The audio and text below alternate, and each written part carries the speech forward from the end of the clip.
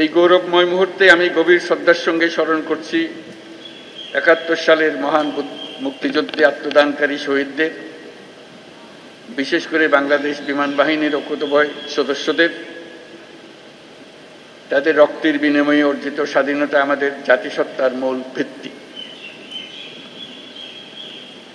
এর সঙ্গে স্মরণ করছি ২০২৪ সালের জুলাই আগস্ট আন্দোলনে নিহত ও শহীদ সকল শিক্ষার্থী, তরুণ তরুণী এবং সাধারণ জনগণকে, যারা দেশের অধিকারের প্রশ্নে জীবন ও রক্ত দিয়ে তাদের অবস্থান স্পষ্ট করেছেন।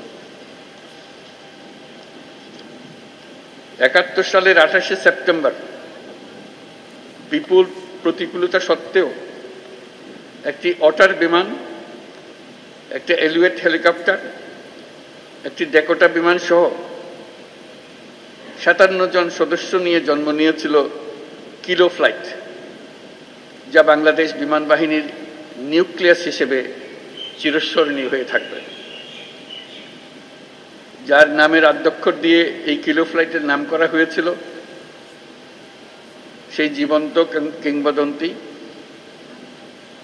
এবং মুক্তিবাহিনীর ডেপুটি চিফ অফ স্টাফ বীরোত্তম এয়ার ভাইস মার্শাল এ.কে খন্দকারের নামানুসারে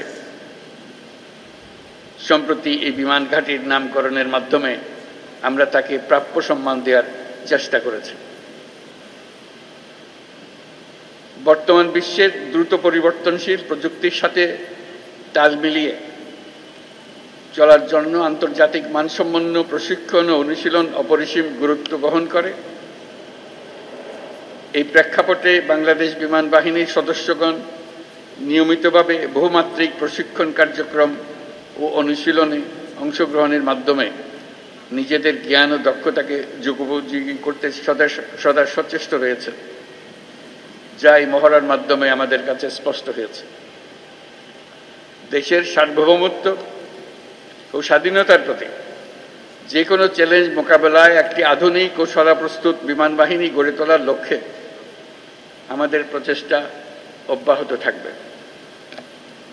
বাংলাদেশ বিমান বাহিনী সময়োপযোগী পরিকল্পনা ও দূরদর্শী নেতৃত্বের মাধ্যমে সমসাময়িক ভূ রাজনৈতিক পরিস্থিতি ও কার্যকর আকাশ প্রতিরক্ষার পাশাপাশি বিস্তীর্ণ সমুদ্র এলাকায় নিশ্চিদ্র নিরাপত্তা প্রদানের লক্ষ্যে কাজ করে যাচ্ছে। আমি জেনে খুশি হয়েছি যে বাংলাদেশ বিমান বাহিনীর দেশীয় প্রযুক্তি ব্যবহার করে স্বয়ংসম্পূর্ণভাবে বেসিক ট্রেনের বিমান আনম্যান্ড এরিয়াল ভেহিকল তৈরি করেছে, যা বিমান বাহিনীর উদ্ভাবনী সক্ষমতা, আত্মনির্ভরতার প্রতীক। বিমান বাহিনীতে ভবিষ্যতে অত্যাধুনিক যুদ্ধ বিমান, হেলিকপ্টার, পরিবহন বিমান, radar, surface to air missile, UAV সংযোজনের জন্য সরকার বিমান বাহিনীকে সর্বোত্তম সহযোগিতা প্রদান করবে।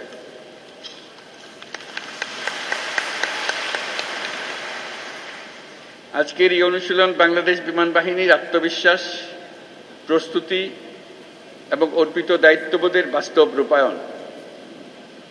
এই জন্য আমি আবারও আপনাদেরকে ধন্যবাদ জানাচ্ছি। এছাড়াও আমি বর্তমানে দেশের বিমানবন্দর সমূহের সুষ্ঠু পরিচালনা ও নিরাপত্তার দায়িত্বে নিয়োজিত বিমান বাহিনীর সদস্যদের ধন্যবাদ জানাচ্ছি।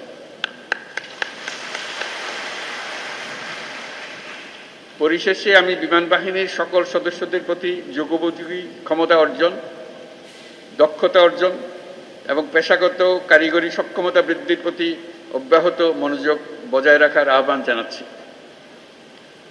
দেশপ্রেম ও পেশাদারিত্বই আগামী দিনের নিরাপদ ও সমৃদ্ধ বাংলাদেশ গড়ার মূল ভিত্তি। আমাদের সকলের ঐক্যবদ্ধ প্রচেষ্টায় আমরা একটা নিরাপদ, উন্নত ও শক্তিশালী বাংলাদেশ গড়ে তুলব ইনশাআল্লাহ। আপনাদের প্রতি জাতির আস্থা ও ভালোবাসা অটুট থাকুক, এই কামনা করে আমার বক্তব্য শেষ করছি। মহান আল্লাহ আমাদের সহায় হোক। আল্লাহ হাফেজ।